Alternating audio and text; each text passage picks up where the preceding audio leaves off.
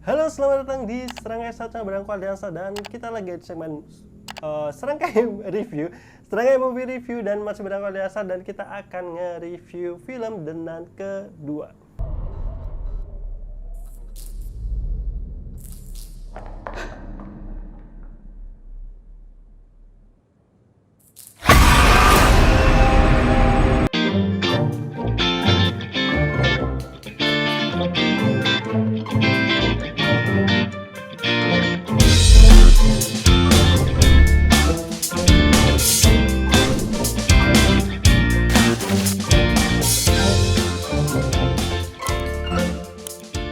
Nah, baik lagi bareng Kualiansa dan sorry banget nih agak belepotan di awal karena ini ada tag kedua, tadi sudah sempat tag dan ternyata hasilnya kurang memuaskan. Nah, kali ini aku mau nge-review film Denan kedua dan buat kalian yang belum nonton, aku infoin buat kalian tonton terlebih dahulu karena nanti aku akan langsung masuk pada aspek spoiler review aku ya, dan itu adalah spoiler buat kalian yang belum nonton, kalian wajib dulu. Dan mungkin buat kalian belum nonton, kalian pengen tahu sebenarnya Denan kedua itu bercerita soal apa, karena ini kan hubungannya dengan Conjuring Universe ya, posisinya di mana. Yang tentunya Denan kedua ini adalah, ini sinopsisnya ada dia direct sequel dari film Denan pertama. Kalau kalian udah nonton Denan yang pertama, itu kan menceritakan Suster Irene yang berhadapan langsung dengan iblis falak itu, dan pada akhirnya kan Suster Irene berhasil mengalahkannya dengan menyemburkan relik kuno yaitu darah Yesus gitu untuk bisa mengalahkan si falak, iblis falak ini gitu. Tapi yang kita tahu di endingnya, di mid credit scene-nya kalau nggak salah itu masuknya, bahwasanya si Maurice yang pada saat itu tugasnya ada mensuplai ke biarawati di Romania itu gitu, sekarang ketempelan si iblis falak ini, dan ini menjadi cerita berkelanjutan di Denan kedua di mana Maurice ini posisinya kan udah berpisah nih dengan Sister Irene, dan dia sekarang menjadi tukang kebun, istilahnya bukan tukang kebun, istilahnya tukang lah di sebuah asrama sekolah anak-anak perempuan gitu. Dan ini membuat teror berkelanjutan karena terjadi pembunuhan-pembunuhan ataupun kematian-kematian para biarawati ataupun pastor-pastor gitu yang mengenaskan yang disebabkan oleh iblis falak ini, yaitu itu premisnya. Dan kemudian si Sister Irene ini diminta oleh Vatikan untuk menyelidiki kasus ini, apa yang sebenarnya terjadi, dan meminta bahwasanya sepertinya iblis falak ini ya belum terkunci gitu. Dan ya ini akan menceritakan petualangan Suster Irene untuk mengungkap rahasia di balik kematian para pastor dan juga suster-suster ini, kemudian apa yang sebenarnya diinginkan oleh si iblis falak ini gitu, dan apa yang terjadi nanti dengan Maurice dan juga lingkungan sekitarnya ya, karena itu menjadi sebuah ancaman baru lagi gitu di lingkungan sekolah itu gitu. Dan apa yang harus dihadapi gitu, tantangan lagi yang harus dihadapi, karena sekarang Sister Irene ya bertindak nggak bareng dengan yang dulu ya. Yang dulu kan di Denan pertama dia ada pastor satu lagi yang mendampingi imam satu lagi, tapi yang di sini ceritakan dia sudah meninggal dan sekarang Sister Irene dibantu ada sister baru gitu yang istilahnya secara keimanan dia juga masih belum mengimani gitu sepenuhnya secara kepercayaannya. Dan ini suatu yang menarik dan mengulang lagi kan, karena di Denan pertama kan Sister Irene yang istilahnya cara keimanannya belum dapat gitu, dan di akhirnya dia dapat. Nah, di sini sepertinya akan diulang lagi seperti itu. Jadi ini menurut aku menarik banget buat kalian ikutin Denan kedua ini, dan aku kasih jaminan bahwasanya film Denan kedua ini menurut aku personal itu lebih bagus daripada yang pertama. Secara eksekusi dan juga penceritanya ini jauh lebih bagus. Jadi buat kalian yang pastinya fansnya para film-filmnya Conjuring ataupun James Wan Universe, ini wajib banget buat kalian tonton. Dan langsung aja kita masuk kepada spoiler review untuk Denan 2 dari Serangkai Saca. Nah, karena ini udah spoiler review, tentu aja kalian sudah sampai ke menit ini, detik ini, otomatis kalian sudah siap dengan spoiler. Dan yang kedua, mungkin kalian sudah nonton gitu, jadi kalian udah tahu secara cerita penggambaran seperti apa. Yang pertama yang aku mau diskusikan adalah soal setting tempatnya. Aku tuh paling suka setting tempat dimana itu bercerita soal apa ya, kayak asrama sekolah ataupun istilahnya gereja-gereja yang apa ya, istilah kayak secara arsitekturnya itu arsitektur kayak arsitektur Roma, Itali kayak gitu. Dan ini kan memang erat banget yang namanya terkait Vatikan, gereja, kemudian asrama-asrama Kristen. Mohon maaf nanti kalau misalnya aku salah ya, entah penyebutan secara Kristen atau apapun gitu kan, aku nggak terlalu tahu seperti itu. Cuman aku tuh selalu suka gitu dengan setting-setting seperti ini. Ada Italia, ada Prancis yang memang setting-setting bangunan-bangunannya itu arsitekturnya itu arsitektur zaman-zaman itu menurutku setting-setting yang keren gitu. Apalagi kan berbicara soal sosok Valak sendiri yang mana dia memang penampilannya menyerupai seorang biarawati, itu kan memang identik banget lah dengan tempat-tempat seperti ini gitu ya. Cuman kalau di Denun pertama itu aku agak kurang bisa relate gitu karena terlalu pelosok banget sih tempatnya sendiri gitu, kayak sebuah biarawati yang sudah terbengkalai kayak gitu. Tapi kalau di sini tuh lebih umum aja sih, lebih deket ke kita gitu. Apalagi aku yang suka nonton film-film yang kalau kalian pecinta Dan Brown ya, Dan Brown, film-filmnya Dan Brown itu ya setting-setting seperti ini gitu. Jadi aku suka aja sih secara setting waktu dan setting tempatnya sendiri, dan ini tentu aja settingnya masih jauh sebelum yang filmnya The Conjuring ataupun Ed Warren dan juga Ed itu yang laki-laki ya, dan istrinya lah, dan di event Conjuring pertama kayak gitu. Dan ngobrolin soal karakternya gitu, yang akhirnya di sini Sister Irene sudah lebih mantap ya menjadi biarawati dibandingkan di film yang pertama. Dan pertama kan dia pencarian jati diri. Nah sekarang yang pencarian jati diri itu malah si temennya Sister Irene yang membantu penyelidikan Valak ini kayak gitu. Nah kalau secara cerita aku suka sih Denan kedua ini gitu. Maksudnya ini lebih tidak memusingkan, bukan kalau Denan pertama itu menurutku ceritanya simple tapi gimana ya, secara teka-tekinya itu kayak nggak bisa membuat kita excited aja sih secara ke cerita. Kalau yang ini tuh kayak menarik banget, apalagi di scene openingnya itu udah bikin kita tertarik banget ya dengan kematian pasturnya itu, apa sih sebetulnya pastor atau imam di gerejanya itu ya, benar-benar Valak bisa melakukan hal seperti itu kayak gitu. Dan Maurice yang memang sudah ketempelan Valak, kita itu jadi kayak bingung, Valak di sini tuh jauh lebih kejam gitu. Maksudnya pembunuhannya benar-benar lebih brutal, benar-benar lebih bisa lepas kayak itu, ngebunuh pastor, terus ngebunuh anak kecil yang nganterin supply gitu ke Maurice itu kan, itu benar-benar dibunuh langsung, benar-benar dibunuh, itu lebih kejam gitu. Kemudian kematian dari si sebenarnya kepala sekolah atau apa gitu yang cewek itu gitu, yang itu aku suka sih. Maksudnya di sini tuh lebih brutal, Valaknya benar-benar lebih keluar secara ceritanya gitu. Dan ceritanya itu kita itu lebih mudah untuk bisa memahami apa tujuan dari ceritanya ya. Si Valak ini menginginkan sesuatu, kemudian Sister Irene ini ya ditugaskan oleh Vatikan untuk menyelidikinya. Jadi lebih dapat aja cerita penyelidikannya lebih runtut gitu. Kalau di yang awal kan lebih kayak kebingungan, karena kayak mencari tahu apa yang sebenarnya terjadi gitu sampai si iblis itu keluar. Tapi kalau di sini tuh ya itu karena kalau di event Dawn pertama kan ceritanya itu kayak flashback apa yang terjadi sama biarawati sebelumnya. Kalau di sini kan lebih nggak flashback, jadi lebih lurus ceritanya, lebih mudah gitu untuk kita bisa mengikuti sebenarnya apa yang terjadi di eventnya Denun kedua ini gitu. Itu saat cerita lebih enak aja sih. Menurut aku film Denun kedua itu lebih gampang untuk dicerna secara cerita daripada yang pertamanya kayak gitu. Dan kemudian akhirnya aku pribadi menemukan formula film Denun ya. Jadi maksudku formula itu, kalau Insidious benang merahnya itu kan si pintu merah ya, dunia further. Nah itu kan kalau Insidious kan itu ya. Kemudian kalau Conjuring itu memang dia berpusat ke pasangan Warren ya, Ed Warren sama siapa sih satunya, ya itulah pasangan Warren itu gitu. Nah kalau di Annabelle tentu fokusnya pada boneka ya, ada boneka Annabelle-nya gitu. Nah kalau di Denan ternyata ini fokusnya itu adalah relik kuno gitu. Jadi di film Denan pertama relik kunonya ada darah Yesus, dan di Denan kedua itu ada relik kuno lagi, yaitu relik kunonya mata dari siapa itu aku lupa, saint siapa itu, yang mana itu juga disebutnya kan pelindung para orang buta kayak gitu. Yang mana di sini aku sukanya film Denan itu semua yang diucapin, semua yang dilontarkan itu benar-benar bahkan setting kayak lukisannya itu tuh berhubungan semuanya kayak gitu. Kayak misalkan ya tadi yang masalah lukisan matanya di piring kayak gitu, itu kan ternyata mengisahkan salah satu dulu ya, entah sebetulnya apa sih, biarawati atau apa kayak gitu, saya yang diagungkan kayak gitu, yang mana itu ternyata berhubungan dengan relik yang akhirnya dicari kayak gitu. Kemudian berkaitan dengan anaknya si kepala sekolahnya gitu yang meninggal di bom di chapel itu berhubungan. Terus permainan-permainan anak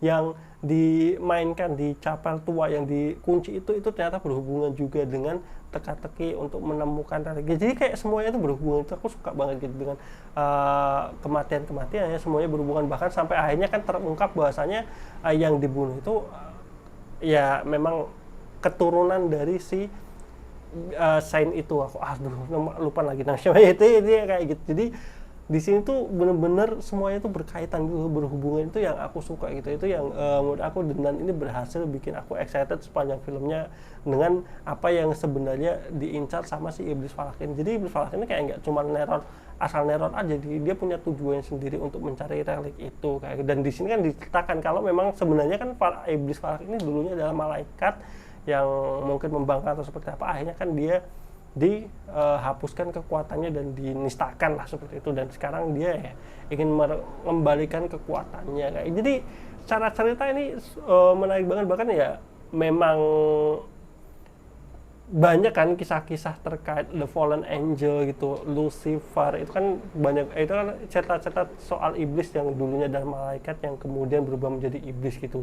Malaikat-malaikat yang tidak tunduk kemudian diubah menjadi iblis dan akhirnya ya menghantui ataupun membelokkan kepercayaan-kepercayaan kayak gitu. Dan di sini memang banyak banget diceritakan ya soal si Falak ini kan sebenarnya dia itu penyerupaannya ya sebenarnya kan dia menyerupai biarawati itu hanya untuk menguji secara keimanan ya, secara keimanan para biarawati ataupun para pastor-pastor kayak gitu. Jadi wujudnya Falak sendiri ya sebenarnya bukan wujud iblisnya, sebenarnya bukan seperti itu gitu. Cuman itu kan penyerupaan wujud untuk memperdaya lah, secara memperlemah secara keimanan para biarawati yang ada di situ kayak gitu. Di Denan pertama sebenarnya itu juga udah diceritakan terkadang, dan itu di callback lagi di film Denan kedua ini gitu. Dan secara kematiannya itu menurutku jauh lebih brutal ya daripada yang non pertama. Yang ini jauh lebih brutal, Falaknya benar-benar keren. Aku paling suka itu ketika kematian si pastor yang di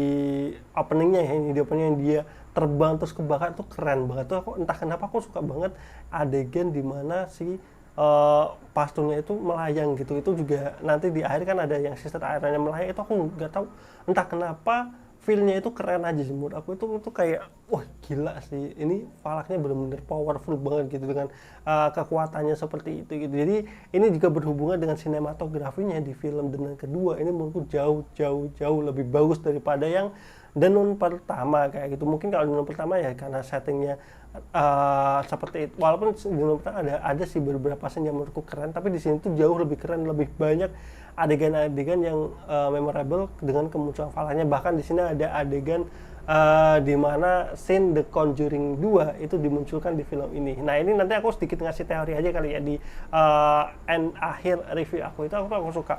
Cuman yang kalau kita bicara ngomong yang agak kurang aku suka itu yang pertama adalah setan si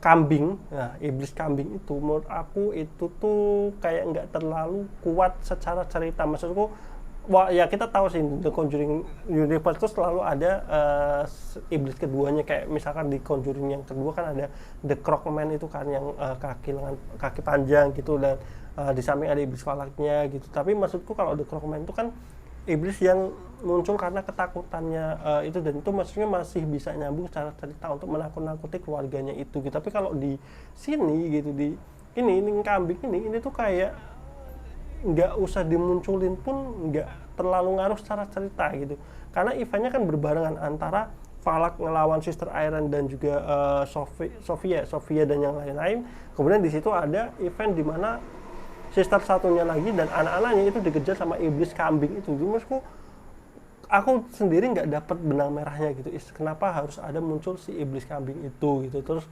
muncul si yang kepala sekolah, mantan kepala sekolah yang menghantui itu, maksudnya tujuan hantu-hantu itu apa itu? Karena kan reliknya udah ketemu, reliknya udah ada di depan mata Falaknya, bahkan Falaknya juga udah berhadapan langsung dengan air. Jadi menurutku entah kenapa itu tuh kayak, ya aku tahu sih maksudnya kambing itu kenapa muncul ya kenapa setannya kambing itu memang diceritakan di film, cuman maksudku kenapa harus ada iblis itu kayak nggak ngaruh secara cerita aja sih, itu salah satu kekurangannya aja gitu. Cuman maksudnya kalau misalkan cara menakut-nakuti ya tetap menakut-nakuti, dan yang aku suka di film ini jump scare-nya nggak murahan aja sih, jump scare dari event-eventnya. Jump scare murahan tuh maksudku ada jump scare yang sebenarnya kayak itu tuh bukan penampakan setan atau bukan iblis, tapi dibikin jump scare dengan nuansa-nuansa. Tapi kalau di sini tuh memang ada beberapa, tapi itu menurutku masih oke lah, masih batas normal gitu. Cuman secara jump scare untuk kemunculan para iblisnya itu udah bagus di sini tuh, benar-benar keren gitu. Nah, cuman yang aku sayangin adalah kenapa promosi film dengan 2 itu jump scare-nya dimunculin gitu. Jadi kan banyak video promosinya itu video-video pendek yang munculnya jump scare-nya. Nah itu tuh yang menurut aku sayang banget gitu, munculin adegan horornya itu pelit banget. Itu yang akhirnya pas kita nonton filmnya itu kita benar-benar excited. Cuman kalau di The Nun ini udah kurang lebih ada 3 atau 4 atau mungkin 5 gitu kan jump scare yang dikeluarin di promosional videonya, itu yang akhirnya pada saat nonton kita udah tahu wah ini bakal ada jump scare nih, ini bakal ada jump scare ini, kayak gitu. Itu yang kurang bisa menikmati secara jump scare-nya lagi gitu, karena kita udah pada tahu gitu letak-letak jump scare-nya seperti apa kayak. Jadi itu aja sih secara kekurangan film dari The Nun kedua ini ya. Pertama dari itu ya, jump scare-nya sebenarnya bagus, cuman sayangnya ya udah sudah dikeluarkan, dibocorin di promotional videonya kayak gitu. Kemudian yang iblis kambing itu juga menurut aku nggak terlalu impact secara cerita, itu di-cut aja, maksudnya nggak usah ada adegan itu pun sebenarnya nggak terlalu ngaruh gitu, karena falaknya ya sudah berhadapan face to face ya. Poin utama film ini tentu aja di bagian endingnya itu benar-benar keren banget. Pertarungan antara Valda Sister Eren di bawah tower itu gitu, yang banyak anggur itu tuh apa ya, lebay tapi keren gitu, sinematografinya keren, lebay gitu, dengan hembusan-hembusan anginnya, kemunculan iblis falaknya yang tinggi banget gitu, yang bikin seseorang kebakar, itu keren banget. Itu aku suka banget, bahkan aku sempat tepuk tangan dengan adegan itu, karena menurut aku ini sebuah pertarungan yang aku tunggu. Maksudnya sebuah film horor dengan closing yang grande, yang besar, yang keren banget. Ini di The Nun 2 ini dapat banget, jadi aku suka banget kayak gitu. Jadi mungkin kalau aku kasih score review untuk film The Nun kedua ini, aku kasih 8/10 ya, aku kasih skor 8/10. Ini menurutku bagus banget. Cuman yang jadi ini aku mau ngasih teori aku ya. Ada yang pertama, ini yang aku cukup sayangkan, film The Nun 2 ini justru memutus kesinambungan antara The Nun dan juga The Conjuring.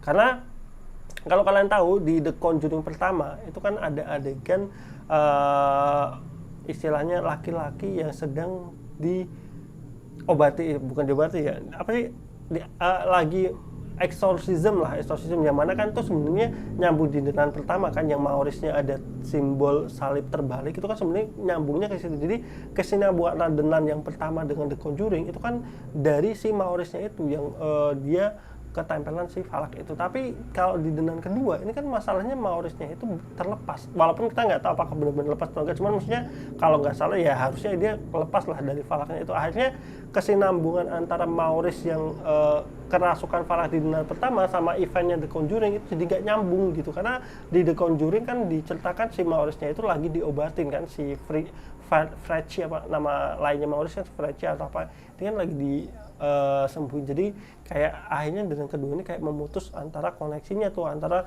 film yang The Conjuring 1 sama si eventnya The Nun yang pertama kayak. Cuman di sini ada yang sedikit nyambung, yaitu teori aku bahwasanya Lauren dan Ed Warren ini kemungkinan yang istrinya itu adalah keturunan dari si Saint ini. Kalau enggak si Sofia yang anak kecilnya itu, karena kan di sini ngelihat ya, Sofia ngelihat rumahnya Ed Warren yang falaknya itu muncul di Conjuring 2. Jadi ada kemungkinan si Sofia ini adalah ya nenek atau buyutnya dari Lauren dan Ed Warren itu. Jadi ini mungkin akan kesinambungnya secara garis keturunannya itu. Yang akhirnya Lauren dan Ed Warren kan berhadapan dengan iblis falak. Jadi mungkin itu aja gitu. Jadi kalau post credits-nya ini juga cukup menarik gitu, karena memperlihatkan lagi Ed dan Lauren Warren ini akan berhadapan lagi nih, sepertinya kemungkinan juga akan berhadapan lagi dengan iblis Falak. Mungkin ya, aku harapanku sih Falak belum selesai di The Conjuring 2, masih akan menghantui lagi kayak gitu. Jadi ini salah satu kesuksesan yang besar gitu dengan munculnya iblis Falak ini, ikonik banget. Dan buat kalian pecinta Conjuring, kalian pasti menantikan untuk film-film berikutnya. Mungkin bukan The Nun kedua, tapi lebih kepada The Conjuring keempat gitu. Karena yang kemarin yang ketiga menurutku jelek sih. Jadi aku sangat mengharapkan The Conjuring 4 dan disutradarai oleh James Wan lagi. Please jangan, kalau Conjuring sebagai James Wan, dan jangan dialihkan ke yang lain, karena menurutku yang Conjuring 3 itu jelek sih. Aku kurang suka aja cara penceritaan dan juga ceritanya gitu, dan juga horornya tentu aja.